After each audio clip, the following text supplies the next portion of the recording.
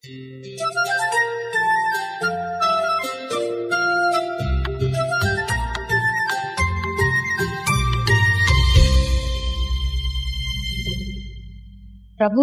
ప్రియమైన శ్రోతలకు వందనములు. ఈ పోడ్కాస్ట్ కార్యక్రమమునకు స్వాగతం. మీ అందరి కొరకు ఈ కార్యక్రమమును ప్రసారం చేయుచున్నాం. విని దైవాశీస్సులు పొందుకోగలరు. ప్రభు అయిన యేసుక్రీస్తు నామంలో అందరికీ శుభములు, వందనములు తెలియపరుస్తూ ఉన్నాం. ఈ దినకాల సమయంలో మన వాక్య ధ్యానము హెబ్రీయులకు రాసిన పత్రిక 3వ అధ్యాయం 1వ వచనం. ప్రతి ఇల్లును ఎవడైనా ఒకని చేత కట్టబడును, సమస్తమును కట్టినవాడు దేవుడే. ఇంటి కంటే దానిని కట్టినవాడు ఎక్కువ. ఘనత నొందినటువంటి ఈయన మోషే కంటే ఎక్కువ మహిమకు అర్హుడుగా ఎంచబడెను అని దేవుని వాక్యం మనకు సెలవిస్తూ ఉంది. మోషే కంటే కూడా యేసుక్రీస్తు ప్రభువారు మహిమకు అర్హుడుగా ఎంచబడినట్లుగా మనం చూస్తూ ఉంటున్నాం. యేసుక్రీస్తు ప్రభువారు మోషే కంటే శ్రేష్ఠుడు అని మనము లేఖనాల ద్వారా మనము రుజువు చేయగలము. అయితే యూదులకు భూ సంబంధమైన పిలుపు ఉంది. ఎట్లనగా ఇజ్రాయేలుకు ఐగుప్తు నుంచి కనానుకు పిలుచుట.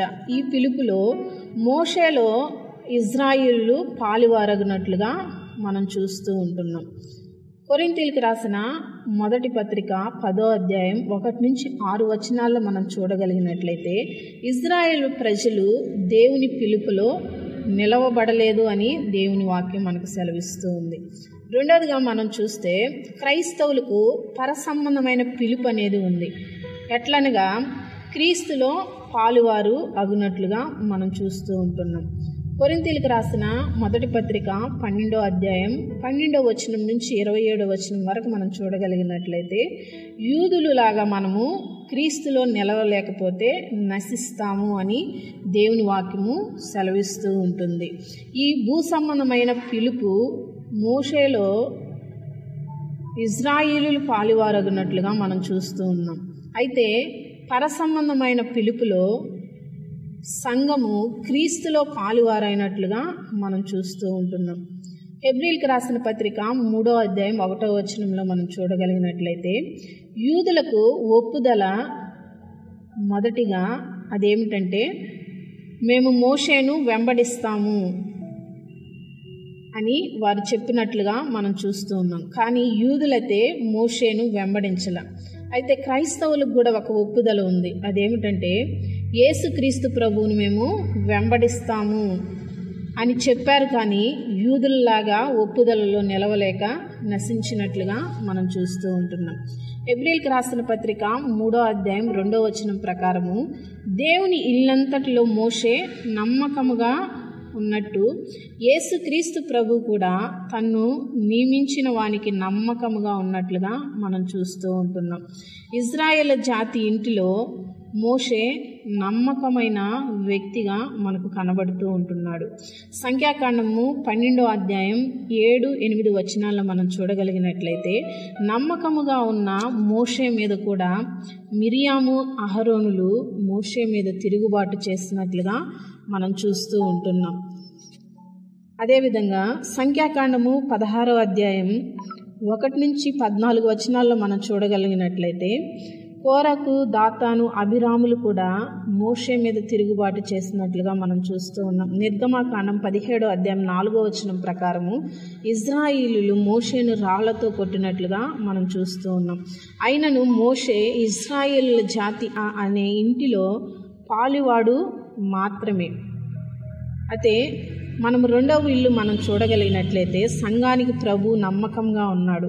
3.5 సంవత్సరాలు ఆయన ఎన్నో శ్రమలు మనుషుల మధ్య నమ్మకముగా ఉన్నాడు. యేసుక్రీస్తు ఆయన ఇంటి మీద నమ్మకముగా ఉన్నాడు. అంటే ఆయన సృష్టికర్తగా ఉన్నట్లుగా మనం చూస్తున్నాం. మోషేకు ధర్మశాస్త్రము ఆయనే ఇచ్చినట్లుగా మనం చూస్తూ ఉన్నాం.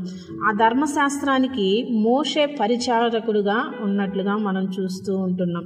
అయితే మోషేకు ధర్మశాస్త్రాన్ని ఇచ్చింది దేవుడే కాబట్టి యేసుక్రీస్తు అయితే సంఘానికి సృష్టికర్తగా, ఆ సంఘాన్ని స్థాపించిన వాడుగా మనము చూస్తూ ఉంటున్నాం. ఇందును బట్టి మనము చూడగలిగినట్లయితే మోషే ఈ భూ సంబంధమైన ఇజ్రాయిలు ఇంటిలో ఆయన నమ్మకంగా ఉన్నాడు.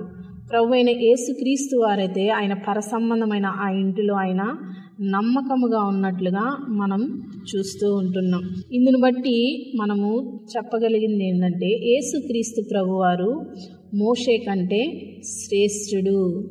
సంఘానికి ఆయనే సృష్టికర్త, సంఘాన్ని ఆయనే సృష్టించాడు కనుక మోషే కంటే యేసుక్రీస్తు గొప్పవాడు అని దేవుని వాక్యం సెలవిస్తుంది. ఇలాంటి గొప్పవాడైన యేసుక్రీస్తుని మనం అందరం కూడా నిత్యము ఆయన్ని గణపరిచి మహిమపరచుదుముగాక. ఆమేన్. ఈ కార్యక్రమమును గూర్చి మీ సలహాలు మరియు మీ ప్రార్థనా అవసరతల కొరకు మమ్మను సంప్రదించవలసిన మా ఫోన్ నంబర్ 9408508503 మరియు email ID info@fibaonline.org.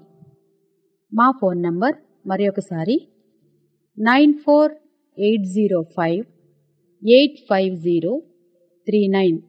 Email ID info@fibaonline.org.